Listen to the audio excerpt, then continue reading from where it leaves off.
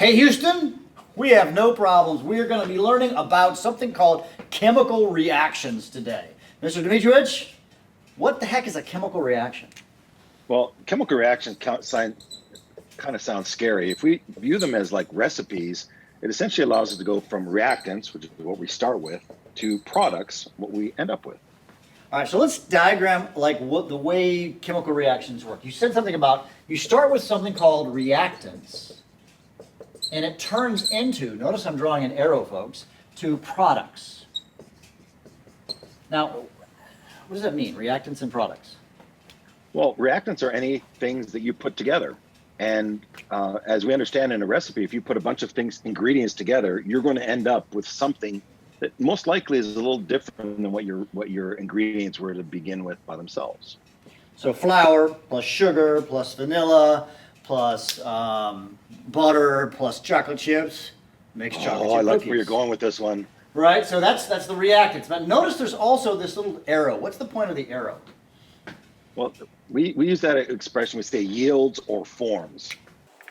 So it takes the form like this. For example, we could say A plus B turns into C, something like that, right? And then the turns into or yields is the arrow. Now there's some other things that we should talk about. Sometimes we'll put a little triangle above or below the arrow. What does the triangle mean?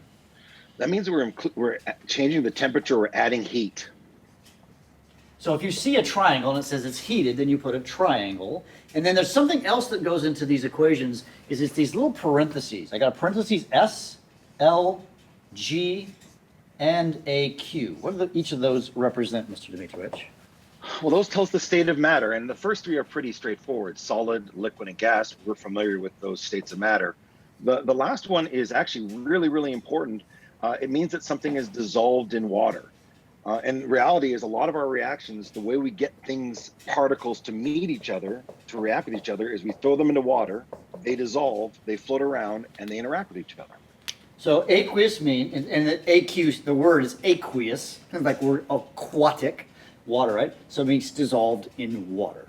All right, folks, now I want to get to the hard part of this, and that is where we actually write out the chemical equations from the word. So let's do the one that you were talking about a little bit earlier, Mr. Dmitrievich. What would that be? Well, let's start with something that we recognize as all the time, and it's hydrogen plus oxygen yields water. Now, that's written out in words there, but what we need to do, of course, is to write it out in symbols. So what's the symbol for hydrogen? Think about that, everybody. Get at your periodic table. You say, well, it's H. So this is going to be H, right? What? Yeah, you forgot the fact that it's Brinkelhoff. Hoff! There's certain elements. It's the H in the Hoff. I don't write H. It's H2. Always write H2 when it's by itself. Plus, now plus means I'm adding it too, so simple, right? Plus oxygen. Now, oh wait, oxygen's the O in Brinkelhoff, so I don't write O, I write O2, and then we write arrow, and then we write the symbol for water. Now, you know water probably is H2O. Now, this might bother some of you right now. Yeah. You might say that, wait a second, there's one over here and two O's over here. And that's true. Later on in the next video, we're going to learn about how to deal with that. But the key, folks, is that you write the correct formulas down to make it work. All right? So let me do another one here. Let's take, we have iron 3 oxide breaks down into its elements. So iron 3 oxide breaks down into its elements. What do I do with that one? So I've got to first of all do what? I have to write the formula of iron 3 oxide. Remember, that's the naming. We've learned about this. So iron, symbol of iron is Fe. The Roman numeral is the charge, plus 3. Oxide is O. Now get out my yellow table guy. I find he's in column 16, 2 over from the end. His charge is minus 2. And we'll play the whole charge thing, all right? So we say Fe2O3. Now notice how I did that, right? If you don't know how to do this, refer to earlier videos. And it breaks down. Now, am I adding anything to the iron oxide? No. So it's going to be just a simple arrow. So he's going to yield, he's going to produce his elements. So what are the elements, the symbols for their elements? Iron is? Well, iron, as we just said, is Fe. Just Fe by itself. Plus oxygen. Now, oxygen's tricky. What's oxygen going to be? It's not O, it's O2. CO2. And again, this might bother you that we've got 2 irons, and we're going to learn what to deal with that in the next video.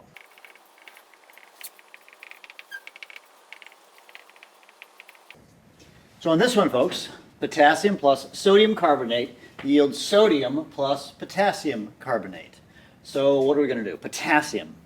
Mr. Dmitrovich, help me out. So in this reaction, we have potassium, and that's just an element by itself. So you have to write that it's just an element. And so we just write K. No, be careful here, because we think potassium, we've learned potassium is K+, but potassium is only K+ in a compound. If you see potassium or any of these elements by themselves, it's just K. Yep. And then sodium carbonate, that's one of those Roman things, right? Sodium and carbonate. So sodium is Na, charge is +1. Carbonate from your polyatomic ion list right here, right, is CO3, -2. So when I put those bad boys together, I'm going fast enough, but you should remember how to do these. It'll be Na2CO3. Make sense? But it yields, what does it turn into? It yields sodium. Again, sodium will be Na by itself. Remember, it's not the ion, like Mr. Dimitri just said, plus what? Potassium carbonate. So when we have how do we do that, Mr. Dimitri? Well, again, now potassium is an ion because it's part of a compound. So that's K+, and carbonate, as we know from just before, is CO3 2-. And if you remember everything we've done before, we're just going to balance off the charges and end up with K2CO3. So that's the answer right here. Let me say one other thing here, is that we can also, in general, figure out what our states of matter is. And if you look at the periodic tables, that most metals are going to be solid, so we could actually say K solid. Na2CO3 likely is, when you have an ionic compound, they're almost always going to be aqueous. And this will be solid again also, and this will also be aqueous. You can actually determine the state of matter from that. We're going to talk some more about that in class, though.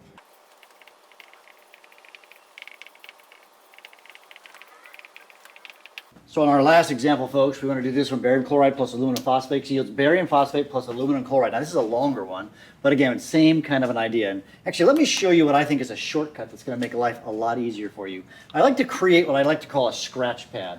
And I'm going to make this like a little bracket over here, and you're going to see why this works. We have barium and chloride. So I'm going to write symbol for barium, Ba, and I need to find the charge of the barium. All right, now we find barium in column number 2. So his charge is +2. And then we're going to write chloride, and that's going to be Cl, last column, -1. All right, put brackets around this. The second thing we're going to do is aluminum phosphate. You're going to see how this all works. You're going to do aluminum. And the charge of aluminum, now it's a little bit tricky. He's in column 13, right? So his charge, Mr. Dimitrich, is? It's a 3+. You skip the middle block when you're counting charges. And then we've got phosphate. Now phosphate is a polyion, and his charge is PO4. His formula is PO4 -3. What I'm doing is I'm actually identifying all of the different ions. I have 4 different ions. And if you look carefully on the product side, they kind of change their connection, okay? So now I have to draw the right structures, or to indicate. So I'm putting barium with chloride. If I got +2 and -1, I'm going to again do this fast. You should remember how to do this. That's BaCl2. I'm writing barium chloride right here, right? And because it's +1 and -2. Then I'm going to put the aluminum with the phosphate. That's +3, -3. So they cancel out already out. So that's going to be AlPO4. Arrow. That's aluminum phosphate. Now I want to do the yields barium phosphate. So now I'm going to put the barium with the phosphate, kind of crossy-hatchy here, right? So barium and phosphate's a little trickier, but again, remember how to do this. You have to add up the charges to 0. So that's going to be, now watch me here, Ba3PO42, because I need to get to the lowest common denominator, if you will, is 6. So I need 3 bariums to get to +6, 2 phosphates to get to -6, plus aluminum chloride, and again, now I'm going to put these together, aluminum and chloride, +3, -1. You need to get to a 3 charge, positive and -3. That's AlCl3. And that's how you write what we call the skeleton equation. You have to write the formulas correctly, otherwise it will mess you up when we do the next step.